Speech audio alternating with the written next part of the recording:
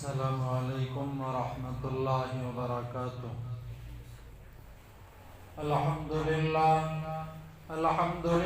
الواحد المتوحد بالوحدانیت هو اللہ، الفرد المتفرد بالفردانیت هو اللہ، العزیز المتعزز بالعزت هو اللہ، القدیر المقتدر بالقدرت هو اللہ، قبل كل شيء هو الله، بعد كل شيء هو الله، الأول هو الله، والآخر هو الله، الظاهر هو الله، والباطن هو الله، أول الأولين هو الله، آخر الآخرين هو الله. أما بعد فأعوذ بالله من الشيطان الرجيم. بسم الله الرحمن الرحيم. وما أرسلناك إلا رحمة للعالمين. وقال تعالى في مقام آخر: وإنك لعلى خلق عظيم. وقال تعالى في مقام آخر: والضحى والليل إذا سجى. صدق الله العظيم. وقال النبي صلى الله عليه وسلم: لا يؤمن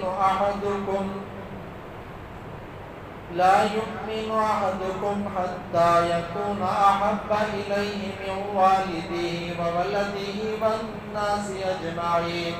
وقال النبي صلى الله عليه وسلم: من أحيا سنتي عند فساد أمتي فله أجر 100 شهيد. وقال عليه الصلاة والسلام: المسلم أخو المسلم، أو كما قال النبي صلى الله عليه وسلم. اللهم صل على محمد وعلى آل محمد كما صليت على إبراهيم وعلى آل إبراهيم إنك حميد مجيد.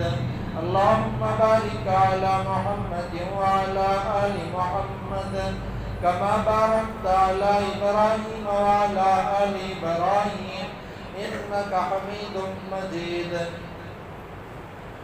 محترم سامعین، برادران عزیز، آج کا عنوان سیرت النبی صلی اللہ علیہ وسلم ہے۔ اللہ کے نبی صلی اللہ علیہ وسلم ابھی دنیا میں نہیں آئے تھے۔ اللہ تبارک و تعالیٰ نے عجیب فیصلہ فرمایا کہ والد محترم کا سایہ اللہ کے نبی سے اٹھا لیا۔ ابھی دنیا میں نہیں آئے تھے، والد محترم دنیا سے رخصت ہو گئے۔ اللہ کے نبی صلی اللہ علیہ وسلم جب دنیا کے اندر آئے تو اس وقت کچھ سالوں تک حضرت آمینہ زندہ رہی، مگر جب نبی صلی اللہ علیہ وسلم کی عمر 6 برس کو پہنچی، مقام ابوا پر حضرت آمینہ رضی اللہ تعالیٰ عنہ دنیا سے پردہ فرما گئی۔ اللہ کے نبی صلی اللہ علیہ وسلم کو دادا عبد المطلب نے اپنے پاس لیا اور بہت ہی محبت کا اظہار کیا۔ جب اللہ کے نبی صلی اللہ علیہ وسلم کے دادا عبد المطلب اللہ کے نبی کی عمر 8 برس کو پہنچی تو اس وقت وہ بھی دنیا سے پردہ فرما گئے۔ اللہ تبارک و تعالیٰ نے سارے صحابوں کو اٹھا لیا۔ اللہ کے نبی صلی اللہ علیہ وسلم کے دادا بھی دنیا سے پردہ فرما گئے، والدہ محترمہ بھی، والد محترم تو پہلے بھی۔ ساری دنیا والوں کو یہ بتلانا تھا کہ اس کی تربیت کرنے والا میں خود ہوں۔ دیکھیں اللہ تبارک و تعالیٰ جب اللہ کے نبی صلی اللہ علیہ وسلم کو مکہ المکرمہ میں پیدا فرمایا تو مکہ المکرمہ میں جب اللہ کے نبی پیدا ہوئے تو بعض روایات کے اندر 12 ربیع الاول ملتا ہے، اور بعض روایات میں 9 ربیع الاول اور بعض میں 8 کی بھی تاریخ آ کر ہے، اور بعض نے تو اس وقت 13 ربیع الاول بھی بتلایا ہے، مگر جمہور کا جو قول ہے وہ 12 ربیع الاول کا ہے کہ اللہ کے نبی صلی اللہ علیہ وسلم دنیا میں آئے تو وہ 12 ربیع الاول تھا۔ مگر یہاں ایک بات قابل غور یہ بھی ہے کہ اللہ کے نبی صلی اللہ علیہ وسلم دنیا میں آئے تو عیسوی کے اعتبار سے وہ 22 اپریل تھا، 571 یا 570 عیسوی تھی۔ اس اعتبار سے اللہ کے نبی صلی اللہ علیہ وسلم دنیا میں آئے کہ صبح صادق کا وقت تھا، اور وہ وقت تقریباً 4:22 تھا یا 4:20 تھا۔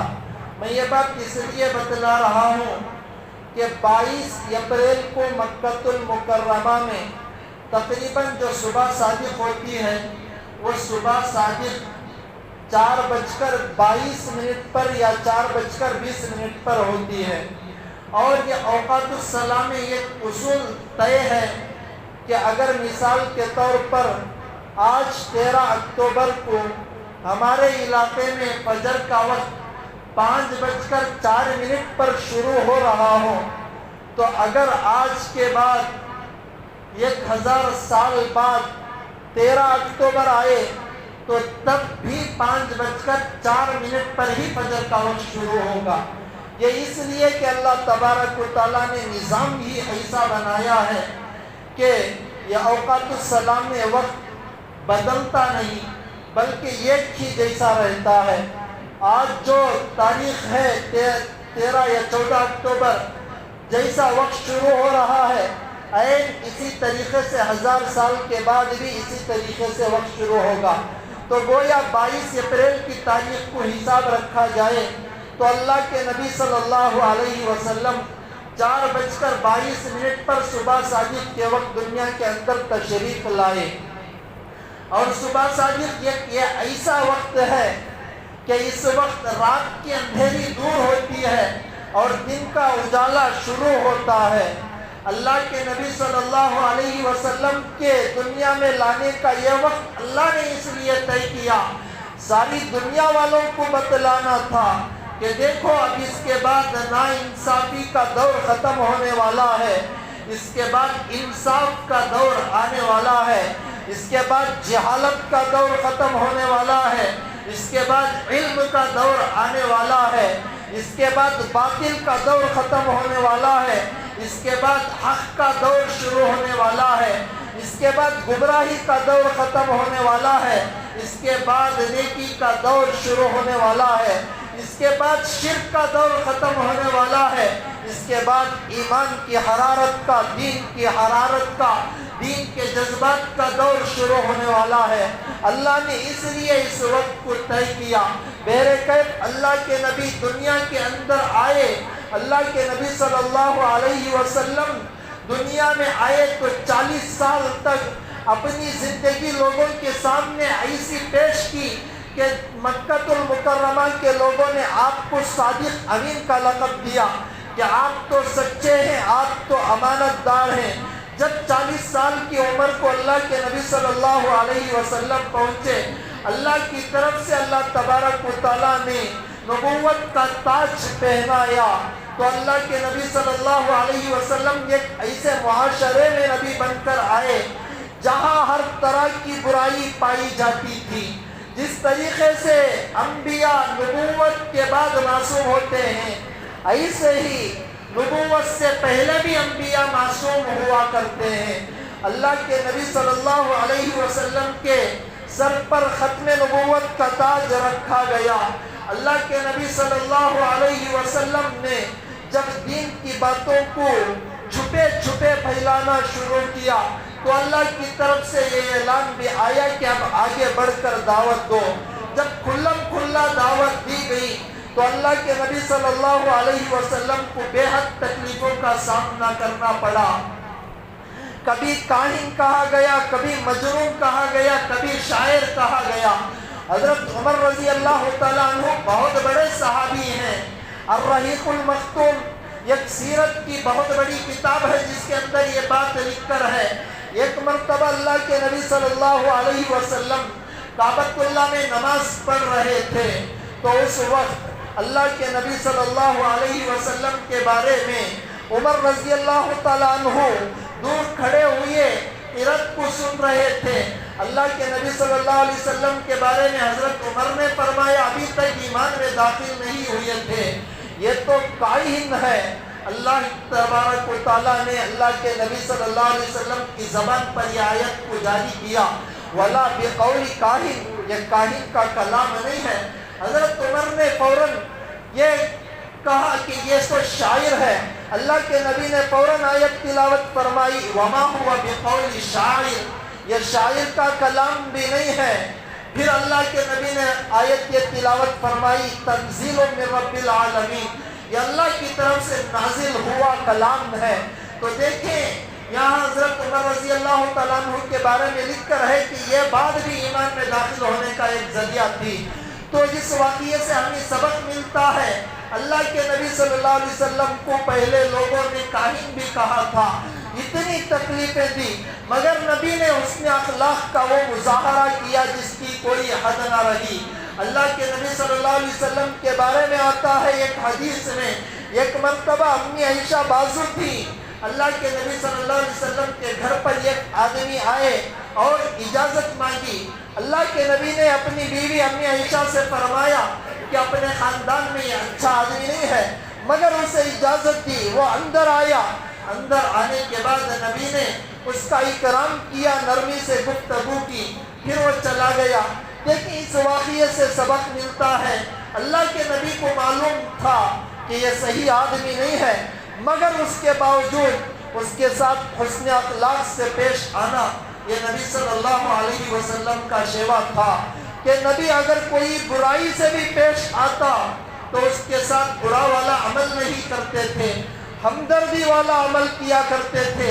قرآن اسی کو پسند کرتا ہے، فاعف عنہم، اگر تمہیں کوئی تکلیف دے بس اسے معاف کر دو، واستغفر لہم، اس کے بارے میں اللہ سے استغفار کرو، وشاورہم فی الامر، تکلیف دینے والا تکلیف دے رہا ہو، معاف کرنے کے بعد اللہ سے اس کے بارے میں استغفار کرنے کے بعد وشاورہم فی الامر، اپنے مشوروں میں اسے شامل کر لو۔ یہ طریقہ ہے۔ حضرت حسین رضی اللہ تعالیٰ عنہ نے ایک مرتبہ اپنے والد محترم، نبی کے داماد، اللہ کے نبی کے دوست، اللہ کے نبی صلی اللہ علیہ وسلم کے چچا کے بیٹے حضرت علی رضی اللہ تعالیٰ عنہ سے پوچھا کہ نبی صلی اللہ علیہ وسلم کے کوئی صفات کو بیان کرو۔ حضرت علی نے اللہ کے نبی صلی اللہ علیہ وسلم کے صفات کو بیان کرتے ہوئے فرمایا کہ نبی صلی اللہ علیہ وسلم کی عادت کریمہ یہ تھی کہ اللہ کے نبی فضول کام نہیں کیا کرتے تھے۔ پھر دوسری بات حضرت علی نے فرمائی کہ اللہ کے نبی کبھی تکبر سے کسی کے سامنے پیش نہیں آیا۔ اور تیسری بات حضرت علی نے فرمایا کہ دیکھو اللہ کے نبی کبھی کسی کے ساتھ جھگڑا فساد نہیں کرتے تھے۔ آگے یہ فرما کر ارشاد فرمایا اللہ کے نبی کی یہ بھی عادت کریمہ تھی کہ وہ کسی پوشیدہ باتوں کے پیچھے نہیں پڑتے تھے۔ پھر فرمایا کسی کی نکتہ چینی نہیں کرتے تھے۔ پھر فرمایا کسی کی غیبت نہیں کرتے تھے۔ یہ اللہ کے نبی کے اخلاق تھے۔ جب صحابہ آپس میں بیٹھتے اللہ کے نبی مسکرا کر بات کرتے تھے۔ حالانکہ دوسرے لوگوں کی عادت ہوتی ہے کسی کو کوئی عہدہ مل جائے، کسی کو کوئی مرتبہ مل جائے، کسی کو کوئی طاقت مل جائے، کسی کو کوئی دولت مل جائے تو وہ اپنی گفتگو کے ذریعے سے لوگوں کے سامنے اظہار کرنا چاہتے ہیں کہ میرا مقام یہ ہے، میرا مقام یہ ہے۔ بلکہ نبی کا مقام تو سب سے بڑا تھا۔ نبی کبھی کسی کے سامنے تکبرانہ الفاظ کا اظہار نہ کیا۔ اتنی بڑی عاجزی تھی اللہ کے نبی صلی اللہ علیہ وسلم کے اندر۔ آج بھی اس عاجزی کو، اس حسن اخلاق کو امت اپنے اندر اتارنا ہے، امت دلوں کے اندر عاجزی کو پیدا کرنا ہے۔ دیکھیں اللہ کے نبی صلی اللہ علیہ وسلم کے اخلاق اور واقعات کو سن کر بس چھوڑ دینا نہیں ہے، بلکہ ان حسن اخلاق کو اپنے دلوں کے اندر اتارنا حد درجہ یہ ضروری بات ہے۔ دائی کے جو صفات بیان کیے جاتے ہیں، ان دائی کے صفات میں سے یہ صفت بھی ہے کہ دائی اپنی اصلاح کی غرض سے تکبر کیے بغیر عاجزی کے اظہار کے ساتھ دوسروں سے محبت کرتے ہوئے اپنا خیال کیے بغیر، اپنا درد لیے بغیر امت کا درد دل کے اندر پیدا کرنے کے ساتھ ساتھ اگر کامیابی ملے تو اللہ کا شکر، اللہ کی مدد سمجھ کر، اگر کامیابی نہ ملے نا امید ہوئے بغیر، اگر کوئی تکلیف پہنچے لوگوں سے معاف کرتے ہوئے، اللہ سے استغفار کرتے ہوئے کام کو جو کرتا ہے تو یہ دائی کی اہم صفت ہے۔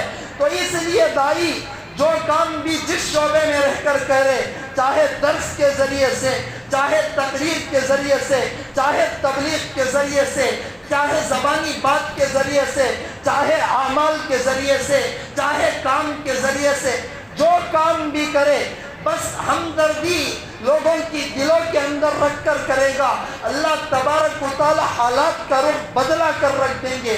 اگر دائی کے اندر یہ صفت نہ ہو، امت کے اوپر حالات آتے رہیں گے، چاہے وہ دائی تقریر کر رہا ہو، چاہے تبلیغ کر رہا ہو، چاہے عمل کے ذریعے سے کام پیش کر رہا ہو، دوسروں کی محبت، دوسروں کا درد، امت کا درد دل کے اندر ہونا ضروری ہے۔ اس لیے کہ دیکھیں، ہم تو امت محمدیہ میں ہمارا شمار ہوتا ہے، محمد کی امت ہے، جبکہ نباتات ہمیں سبق سکھلاتے ہیں، جبکہ پانی ہمیں سبق سکھلاتا ہے۔ سمندر اپنا پانی کبھی نہیں پیتا اور درخت اپنا پھل کبھی نہیں کھاتے۔ ان کو معلوم ہے کہ اپنے واسطے زندگی گزارنا اصل زندگی نہیں ہے، بلکہ دوسروں کے واسطے زندگی گزارنا یہ اصل زندگی ہے۔ آگے اس بات پر غور کرے کہ صحابہ تعداد میں تھوڑے تھے مگر اللہ نے کامیابی دلوائی۔ صحابہ کی تعداد زیادہ نہیں تھی، اللہ تبارک و تعالیٰ نے حق کا بول بالا فرمایا۔ صحابہ کی تعداد زیادہ نہیں تھی، ایمان کو اللہ نے چپے چپے میں پہنچایا۔ صحابہ کی تعداد زیادہ نہیں تھی، دین کا ہر جگہ بول بالا ہوا۔ صحابہ کی تعداد زیادہ نہیں تھی، ہر جگہ حق غالب ہوا۔ مگر آج ہماری تعداد زیادہ ہے، اس کے باوجود ہم ناکام ہو رہے ہیں۔ دیکھیں صحابہ کی جو صفات ہیں، ان صفات میں سے اہم صفت جو قرآن نے بیان کیا، وہ قرآن بیان کرتا ہے اشداء علی الکفار، کہ دیکھیں دین کا جو دشمن ہوتا تھا اس پر صحابہ سخت ہو جایا کرتے تھے، مگر رحماء بینہم، آپس میں ہمدردی صحابہ کے دلوں میں ایک دم زیادہ بھری ہوئی تھی۔ مہاجر صحابہ ہجرت کے ذریعے سے مدینہ المنورہ پہنچے، اللہ کے نبی نے اخوت بانٹ دی کہ یہ تمہارا بھائی ہے، یہ تمہارا بھائی ہے۔ صحابہ کے بارے میں آتا ہے، صحابہ اپنے صحابی بھائی کا ہاتھ پکڑتے، جو مہاجر بھائی ہوتا باغ کے پاس لے جاتے، کہتے کہ یہ میرے دو باغ ہیں، تمہیں جو باغ پسند ہو لے لینا اور دوسرے کو چھوڑ دینا، میں رکھ لوں گا۔ دو بیویاں ہوتی، فرماتے کہ جو بیوی پسند ہو اسے تم اختیار کر لینا، میں طلاق دے دوں گا، تم اپنے نکاح میں عدت گزرنے کے بعد لے لینا۔ یہ آپس میں ہمدردی تھی، جس ہمدردی کا نتیجہ، جس محبت کا نتیجہ، جس بھائی چارگی کا نتیجہ، جس اتفاق کا نتیجہ، جس اتحاد کا نتیجہ، اللہ تبارک و تعالیٰ نے ہر جگہ کامیابی کامرانی کی منزل کو ان کو پہنچایا۔ آج ہم دیکھتے ہیں، بولتے ہیں، کہتے ہیں، سنتے ہیں، برا لگتا ہے کہ آج بھائی بھائی سے بات کیے ہوئے 10 سال گزر گئے ہیں، پوچھنے کی نوبت نہیں آئی کہ تم کیسے ہو۔ صرف دولت کی محبت نے بھائی سے بھائی کو جدا کر دیا۔ یہاں تک بھی دیکھا گیا کہ بہن بھائی سے جدا ہے، 3 سال سے بات نہیں کر رہی، اور بھائی جدا ہے، بیماری کی حالت میں ہے، گھر میں تھوڑی مدد بھی نہیں کرتے اور پوچھنے کی تک نوبت نہیں آتی کہ بھائی تم کیسے ہو۔ بس دنیا کی محبت نے ہمیں اندھا کر دیا، دولت کی محبت نے ہمیں اندھا کر دیا۔ کہاں اللہ کی مدد ہمارے ساتھ شامل حال ہوگی؟ بعض مواقع پر یہاں تک بھی دیکھا گیا کہ ماں سے بیٹا بات کیے ہوئے 10 سال گزر گئے، بات کرنے کی نوبت نہیں آئی۔ ماں جب انتقال کر گئی تب آ کر پیر پکڑ کر رو رہا ہے میری ماں میری ماں میری ماں. اب اس رونے کا کیا فائدہ, اب اس پلانے کا کیا فائدہ, آنکھوں سے آنسو ٹپکانے کا کیا فائدہ. جب زندہ تھی اس وقت قدر کرتے, جب زندہ تھی معاف کرتے, جب زندہ تھی آ کر پیر پکڑتے, جب زندہ تھی اس کی خدمت کرتے, جب زندہ تھی اس کے سامنے محبت کا اظہار کرتے. وہ چھوڑ دیا, بھائی سے بھائی جدا ہو گئے. یہاں تک بھی دیکھا گیا میاں بیوی کا رشتہ ایک عجیب رشتہ ہوا کرتا ہے, محبت بھرا رشتہ ہوا کرتا ہے, اونچ نیچ ہو جاتی ہے, یہ کوئی بڑی بات نہیں. حضرت علی, ہماری بہن فاطمہ, دونوں کے درمیان میں بھی اختلاف ہوا تھا. اللہ کے نبی نے ان دونوں کے سامنے محبت کا اظہار کیا تھا. بڑے بڑے رشتوں میں بھی کچھ چھوٹا موٹا اختلاف ہو جاتا تھا. ہم اور آپ کون ہوں گے جو اختلاف نہ ہو, چھوٹا موٹا اختلاف تو ہو جاتا ہے مگر معاف کرتے ہوئے چلنا پڑتا ہے. یہاں تک بھی نوبت دیکھی گئی کہ میاں سے لڑ کر بیوی اپنے گھر آ گئی. 15 دن گزرنے نہ پائے تھے کہ شوہر کا انتقال ہو گیا. انتقال پر پہنچ کر بیوی شوہر کے پیر پکڑ کر رو رہی ہے, میرے شوہر میرے شوہر میرے شوہر. اب رونے کا کیا فائدہ, اب رو کر کیا فائدہ. عدت گزار رہی ہے 4 ماہ 10 دن, روتے ہوئے دعا کرتی ہے میرا شوہر میرا شوہر. اب رونے کا کیا فائدہ.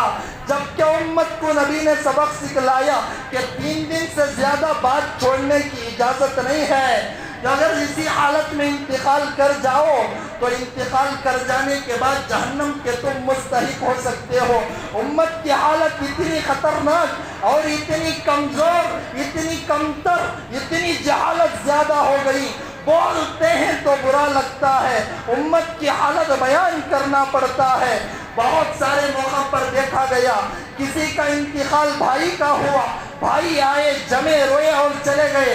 پھر اور کچھ سال جدا ہو گئے اور کچھ سال کے بعد کسی کا انتقال ہوا, پھر ملا, پھر جدائی.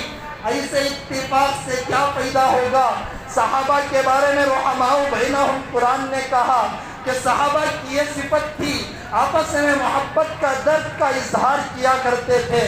جس محبت جس درد کے اظہار سے اللہ نے کامیابی کامرانی دلوائی.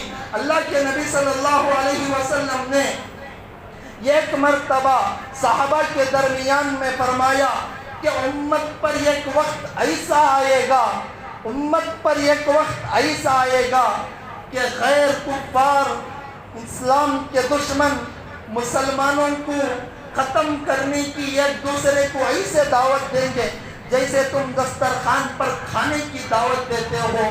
صحابہ کو تعجب ہوا, یا رسول اللہ کیا اس وقت امت کی تعداد کم ہوگی, مسلمانوں کی تعداد کم ہوگی؟ اللہ کے نبی نے فرمایا امت کی تعداد ایک دم بہت زیادہ ہوگی, مگر اس وقت امت کی مثال تنکوں کی طرح ہو جائے گی.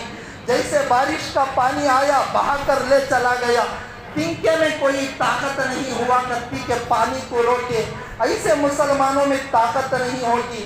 یا رسول اللہ, صحابہ نے پوچھا اے اللہ کے نبی, یا رسول اللہ یہ حالت امت کی کیوں ہو جائے گی؟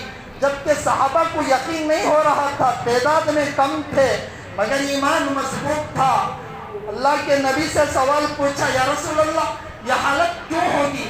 نبی نے فرمایا اس وقت امت میں 2 چیزیں آ جائیں گی, ایک دنیا کی دولت کی محبت آ جائے گی اور دوسری بات موت سے نفرت, موت سے خوف شروع ہو جائے گا. جب یہ 2 چیزیں آ جائیں گی امت کے اندر تو اس وقت امت تنکے کی مثال ہو جائے گی, قتل عام ہوگا مگر کوئی پوچھنے والا نہ ہوگا. آج اللہ کے نبی کی پیشین گوئی کو سامنے رکھ کر سوچے, برا نہ مانے امت کے ساتھ حالت کیا ہو رہی ہے اور امت کس طریقے سے پس رہی ہے, امت کے نوجوانوں کی حالت کیا ہو رہی ہے. صبح کی خبر پڑھتے ہیں کسی کا انتقال ہو گیا, کسی کو شہید کر دیا گیا, کوئی پوچھنے والا نہیں ہے. آج میں کہتا ہوں تو برا لگتا ہے, دولت کی محبت نے اور موت کی خوف نے امت کے اندر یہ حالت پیدا کر دی. امت پس رہی ہے, کوئی پوچھنے والا نظر نہیں آ رہا. امت کے نوجوان آج جیل کے سلاخوں کے پیچھے ہیں. امت اس وقت اپنا اختلاف بھلا کر آگے بڑھ کر امت کے نوجوانوں کی حمایت میں آواز نہیں اٹھاتی. کیوں؟ اس لیے کہ سیاسی جماعت ہو یا اور کوئی دوسرے شعبے ہو، امت کے نوجوانوں کے حق میں آواز نہیں اٹھا رہے ہیں. کیوں؟ اس لیے کہ اگر آواز اٹھائیں گے اپنے عہدے کی بات آئے گی، اپنی دولت پر انکم ٹیکس گھسے گی، پھر سناٹا چھائے گا.